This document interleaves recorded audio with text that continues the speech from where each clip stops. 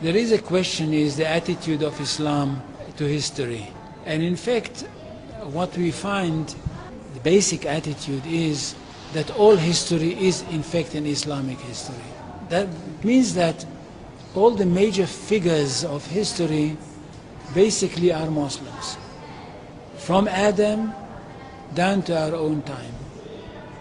So if the Jews or the Christians are demanding something and basing it on the fact that there was a king called Solomon, or a king called David, or a prophet called Moses, or Jesus, then of course what they are doing, they are saying something which is not true, or in fact they don't know that all these figures were basically Muslim figures.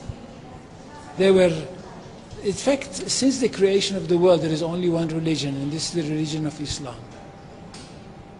So if anybody says, look, there is a place which is connected with Solomon, and that's the place where the Temple of Solomon stood, a true Muslim would tell you, yes, absolutely right, but don't forget that Solomon was a Muslim.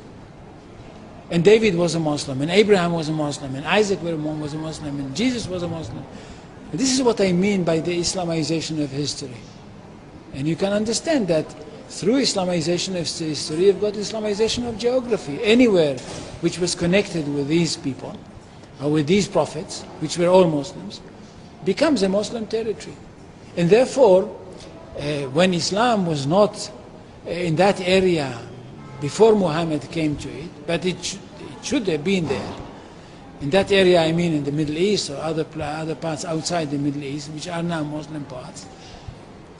Any place like this had to be freed, not to be conquered, had to be liberated. So Islam appeared in history in the time of Muhammad, or reappeared in history from their point of view, reappeared in history as a liberator. And therefore there is no Islamic occupation. If somebody occupied anything, it would be always somebody else, not the Muslims. So there is no Islamic occupation, there is only Islamic liberation.